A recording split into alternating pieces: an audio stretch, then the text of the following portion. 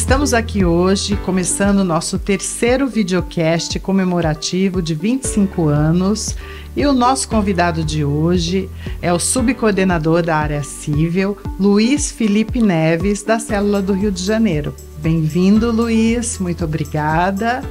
E também com a minha parceira aqui, a advogada Ana Carolina Roger. Bom dia, Luiz, bom dia, Adri, um prazer estar aqui com vocês.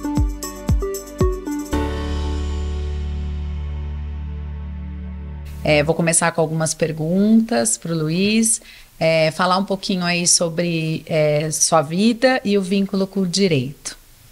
Bom dia, Adri, bom dia, Carol, obrigado pelo convite, tá? É um prazer participar aqui com vocês. Minha vida sempre teve muito ligada ao direito, né? Meu pai era advogado, e eu cresci ouvindo as histórias e chegava em casa à noite falando sobre as histórias do dia, né, dos clientes, dos casos, e eu ficava ali babando, querendo participar disso. E eu acho que de alguma forma isso incutiu em quem eu sou e não cogitei outra coisa que não fosse advocacia. E me diz uma coisa, Luiz, na área aqui do escritório, dentro do direito, que o direito ela é super amplo, né? Tem várias frentes. Qual é a sua área assim, mais forte de atuação?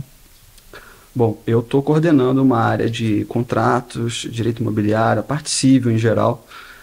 Mas eu trouxe muita coisa de direito de família. Minha escola veio do direito de família, né? E acho que casou muito bem.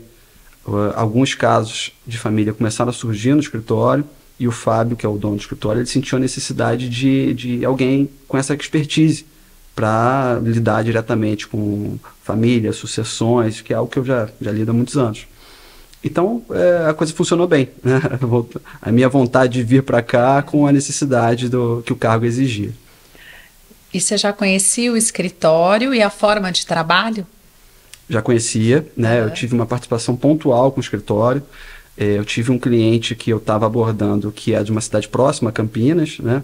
E eu no Rio de Janeiro não tinha atratividade nenhuma para conseguir esse cliente. Então, obviamente, precisava da robustez de um escritório grande de Campinas. E o Fábio foi a minha primeira opção, obviamente. E conseguimos o cliente, né, o que é mais importante, ele veio para o escritório, fizemos esse trabalho pontual. Isso já tem uns 5 anos já, mas eu acho que a boa relação ficou e aí quando surgiu essa nova conversa, funcionou bem. Luiz, deixa eu voltar um pouquinho no direito de família, né? Você tem, assim, algum caso, porque quando a gente fala de família, das relações pessoais, né, é tão complicado a gente pensar nisso e, ao mesmo tempo, pensar nas leis, no direito, né? Você tem algum caso, alguma coisa interessante para contar aqui para a gente, alguma curiosidade que aparece ou que já apareceu para você lidar, que você acha relevante estar trazendo para a gente estar discutindo? Olha, o direito de família, assim como o direito, ele tem que acompanhar as evoluções da sociedade, né? Então, volta e meia surge um tema polêmico. Eu gravei o Alerta Jurídico, né, tem poucas semanas, falando sobre um tema recente também, que foi a modificação do Estado Civil, né, que retroagia a data do casamento e não a partir do trânsito julgado. Então, esse é um exemplo das novidades, das mudanças do direito de família. Sim. E qual a sua visão sobre o escritório e fazer parte da equipe? Eu fiquei impressionado com a força do escritório. Eu já sabia da estrutura que a gente tinha, né? Eu sabia que existiam pontos físicos espalhados pelo Brasil.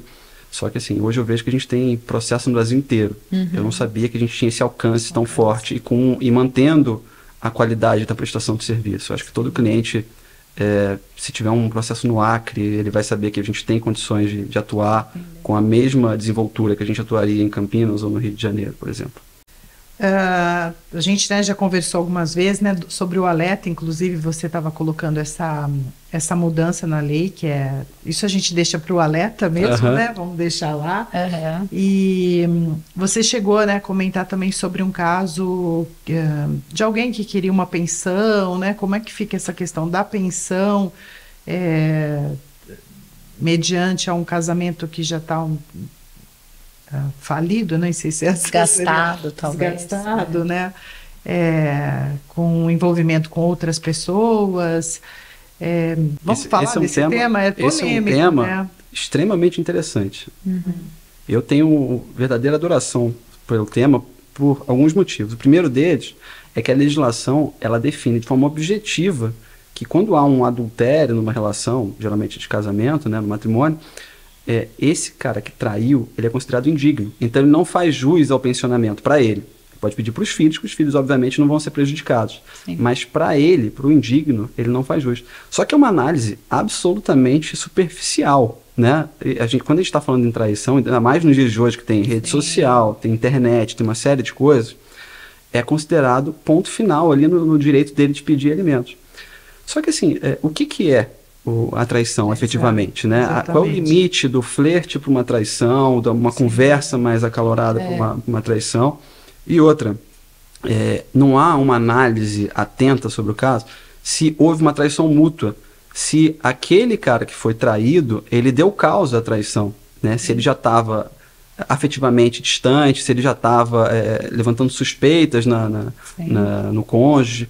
Enfim, eu acho que merece uma atenção especial. Outro ponto, hoje em dia, não é que eu esteja advogando em favor disso, mas há relacionamentos abertos. Sim, exatamente. Né? Nesse caso, a legislação, ela pura e simplesmente, ela nunca abordou esse tema. Ela fala que traiu, ele é indigno, não tem direito a alimentos.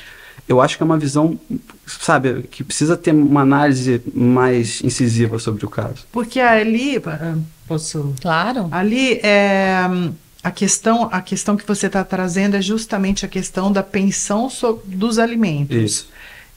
Independente se as pessoas tiverem filhos, a pensão para a alimentação dos filhos, ok, sim, né? Independente da guarda. Sim. Mas a questão do... E isso me chama atenção, né? Assim, nos dias de hoje, alguém ainda pedir pensão de alimentos sendo duas pessoas adultas.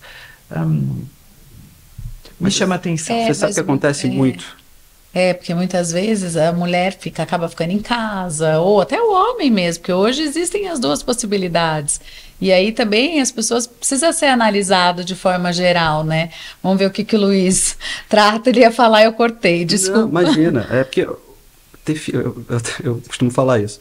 Se você planilhar, você pensar bem, você não tem filho, né? Porque é uma despesa enorme. Filho é a melhor coisa do mundo. Sim. Eu amo meu filho, é a razão da minha vida, mas ter filho é complicado e demanda uma estrutura. Os cuidados, né? Então, assim, muita gente, quando tem filho, precisa contratar uma equipe para funcionar em função do filho, né?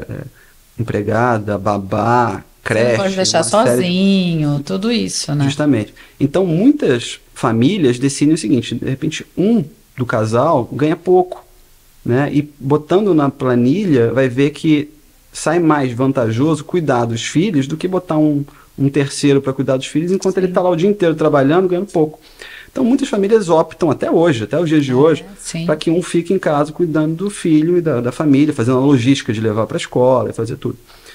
E aí chega no momento, né, que há uma ruptura desse matrimônio, por qualquer motivo que seja, e aí a gente... há uma dependência daquele que largou o trabalho para viver em função da família e dos filhos. Então, esse é um dilema que muita gente enfrenta até nos dias de hoje. Aí você não pode pensar por que a pessoa vai e pede alimentos, entendeu? Então tem que ter uma análise mais estruturada, assim, dessa questão. Eu não sou especialista, mas como advogada também entendo e, assim, vejo vários casos, até conversando aqui com as pessoas do escritório. E até, assim, pessoas próximas que vivem situações assim, é muito complicado, né? Então, por isso que precisa ter essa análise cuidadosa de cada caso, para você entender, porque assim, uma pessoa de fora, ela fala, nossa, mas por que tá pedindo pensão, é maior, tem a profissão dele e tal, mas muitas vezes, por conta do que o Luiz colocou, você acaba realmente ficando com aquela dependência, né? Então é complicado, é importante ter essa análise, né? Isso era muito comum antigamente, né? A mulher, ela tinha por natureza, uma questão social, inclusive, cuidar dos filhos, cuidar da família, enquanto o homem saía para trabalhar. Como nós falamos aqui, o direito ele tem que alcançar a evolução da sociedade. Então, assim, antigamente era muito comum a mulher pedir de forma vitalícia pensionamento, em caso de ruptura do relacionamento, para o ex-marido.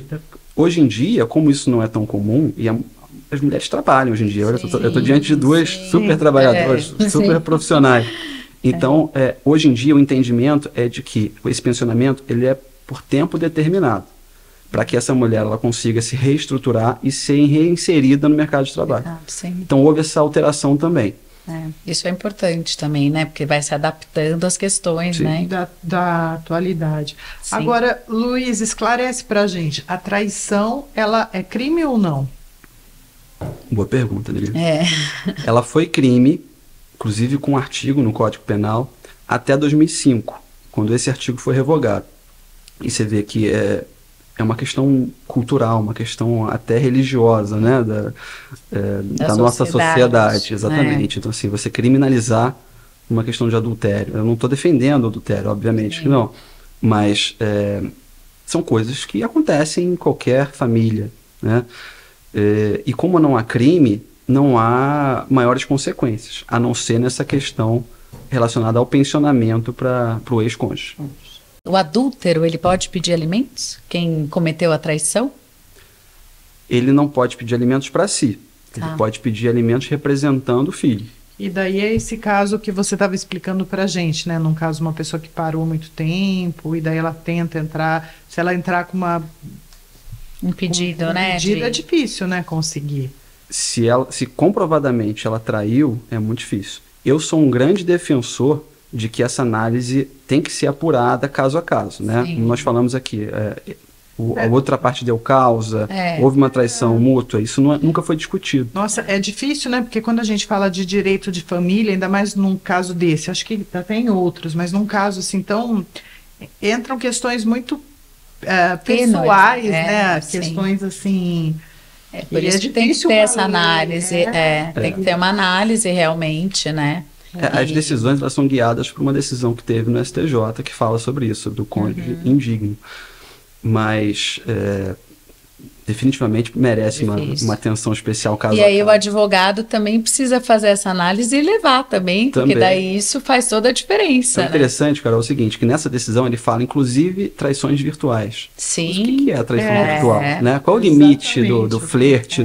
Sim. Né? Eu acho que varia de caso a caso. Sim. Você deixar um paradigma ali, pura e simplesmente, que houve traição, ainda que virtual, eu acho muito complicado. É complicado. Mas eu acho que daí tem essa questão de guiar essa decisão, né? As súmulas, acho que esses precedentes realmente. Mas assim, tem que ser feita essa análise e daí um bom advogado que é importante para mostrar aí o que está acontecendo realmente, né? Sim. E aí essa decisão vai ser guiada dessa forma. Isso vai ser mudado. Cedo ou tarde isso vai ser mudado, como o direito, ele vai mudando ao longo do tempo, né? Não dá para ficar, né, parado aí. Então... Luiz, me veio até uma pergunta assim em mente. Normalmente, quando as pessoas casam, elas não têm muita informação sobre algumas coisas relacionadas à lei, seja na construção do seu patrimônio, seja na questão de colocar o sobrenome e depois tirar num divórcio, que tem um impacto isso, por exemplo, com os filhos. A pergunta que eu faço é o seguinte: seria interessante existir alguma coisa, algum tipo de orientação para jovens que estão pensando em casar, tipo na área do direito mesmo, algo como uma consultoria preventiva aos noivos que estão pensando em casar. Para que você saiba, né, talvez o que você pode... Porque eu, por exemplo, não coloquei o nome do Fábio, não tenho o sobrenome dele, porque eu fiz faculdade junto, tudo, mas muitas amigas minhas, mas isso quando a gente casou... nossa, mas eu poderia fazer isso, não colocar o nome? Então, assim, pessoas instruídas, né? Então, é interessante pensar nisso. Colocar o nome é fácil, não precisa tirar. Não, então, eu já nem coloquei. Eu sinto, você sabe, tem gente desculpa, Carol, pelos meus filhos, porque daí, muitas vezes, assim, você vai num lugar, às vezes eles não te identificam, porque daí as crianças têm o Shebab e eu não. Mas, enfim, também em hotel, fora do país, né? É mais complicado. O nome da família. Isso. E aí você não tem, parece que você não é da família. Como normalmente sou eu que fecho, daí fica o grieco lá. Então, aí tudo bem. Mas é um ponto para se pensar, né? Hoje é mais aceito, mas sim. era... Para minha avó, por exemplo, foi um negócio que ela falava assim, como você não vai colocar o sobrenome dele? Então, mas assim, o Fábio, como a gente se formou juntos, então assim, na cabeça dele e na minha, foi uma questão que pra gente não mudou em nada, né? E quando há essa mudança de nome, numa ruptura do casamento, quem decide se vai manter ou se vai tirar é aquele que mudou. Geralmente a mulher, historicamente a mulher. Eu já tive casos que o ex-marido falou assim, eu quero que ela tire meu sobrenome. Eu falei, mas você não decide nada, é ela que mudou de nome. Ela que opta. Até porque, às vezes, até em questões de trabalho, até eu tô com uma pessoa que eu conheço, que colocou o nome do marido, só que no trabalho dela, ela sempre foi conhecida pelo sobrenome do marido, porque é o último nome. Sim. E ela tem um cargo super bom, assim, numa empresa, e agora ela não pode tirar o nome, porque assim, as pessoas conhecem, ficou a identidade dela. Criou a identidade, criou uma referência. Então ela não vai ter como tirar, porque não... Senão ela perde até questões financeiras da empresa, tudo. A gente tem até casos públicos, de personalidades públicas, assim, né? Não vou citar, mas... Sobrenomes famosos. Sobrenomes famosos que a pessoa separou e ela não mudou, porque senão... Tem questões financeiras, contratos, juntas. Sim, isso é comum. Respondendo a sua pergunta especificamente, eu acho que o melhor conselho é contratar um advogado especialista em direito de família, que ele vai te guiar, inclusive, num prenup, né? Num acordo pré-nupcial. E eu acho que assim, é algo que é muito pouco explorado no Brasil. É isso que eu ia falar. Poucas pessoas sabem disso e fazem. Eu já ouvi alguns casos de pessoas assim, quando estão, às vezes, num terceiro, quarto casamento, vão pensar. Aí pensam em fazer isso, mas assim, pessoas que realmente querem sempre casar, daí quando já está no terceiro ou no quarto... E você pode acordar num acordo antinupcial, você pode acordar sobre N fatores, inclusive indenização por traição. Vocês se comprometem a não... É óbvio que é um comprometimento implícito, né, da lealdade, né, da fidelidade, mas não há nada que justifique uma indenização pura e simplesmente. Você pode fixar ali um valor, inclusive. Isso é muito comum nos Estados Unidos, né? O Michael Jordan fez, o Michael Douglas fez também no casamento dele.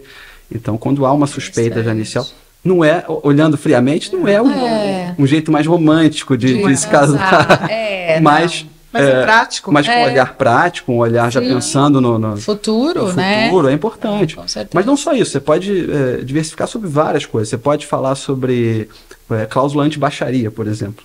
Você pode dizer que você não pode ser difamado após o término do relacionamento, você não pode ser exposto, você cria uma cláusula de confidencialidade ali, embora, assim, tem tudo a ver com o direito de família, porque o processo de direito de família já tramita em segredo de justiça. Então, ele só está corroborando aquele segredo de justiça, para que as pessoas, terceiros que não tem nada a ver com aquela relação fiquem sabendo dos pormenores. Ou entrando até em fofocas, né, em coisas... Exatamente. Então, assim, o acordo antinupcial, ele pode versar sobre N fatores, e é algo muito pouco explorado. Mas hoje eu tenho visto assim que muitos casais, quando vão casar, estão pensando, tem muita gente já fazendo. Não era uma coisa tão comum, mas que agora eu tenho assim várias pessoas que conheço que já casam com um acordo antinupcial, né? E isso já tenho percebido que tem crescido muito, né? Sim. Então é importante. E assim, normalmente você precisa também de um bom advogado para ir colocando ali todas as questões. Porque você não pode também versar sobre coisas que não permitam na lei, não sejam permitidas na lei. Né? Com certeza. Obviamente, você não vai ter validade nenhuma. Você tem que validar algo que a lei permita.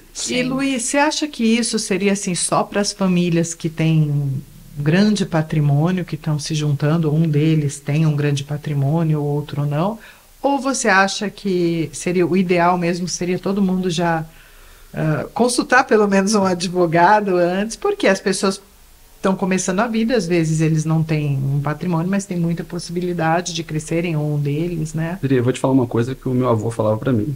Falava que cautela e canja de galinha não fazem mal a ninguém. Não, ninguém. Né? Então, assim, você... Programação e organização também, né? Exatamente.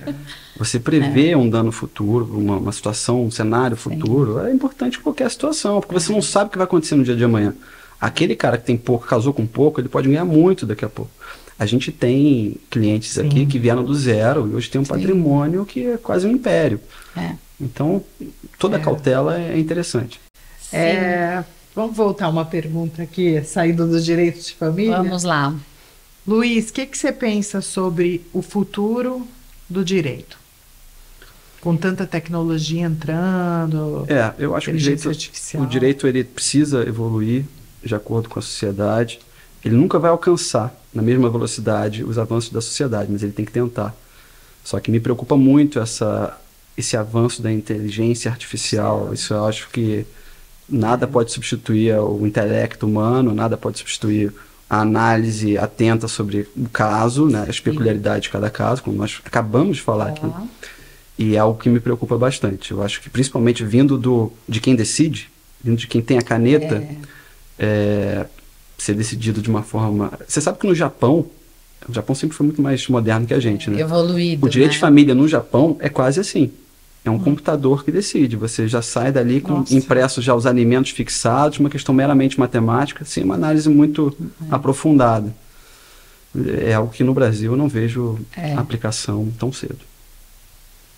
E aí vamos para o bate-bola ou os 25 anos? Você chegou já nos 25 anos praticamente, né? Chegou. Não, mais tempo, né? Porque você já estava. Então agora efetivamente os 25 anos.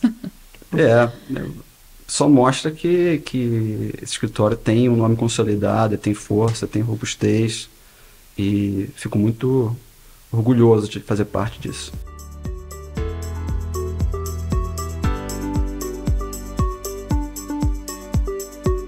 Então vamos aí para a nossa segunda etapa, que é o bate-bola. Tá, vamos.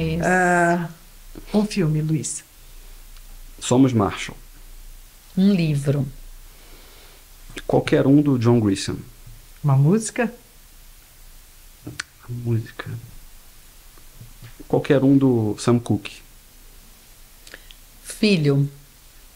Tudo. Isso é boa. Lugar. Paris. Um hobby.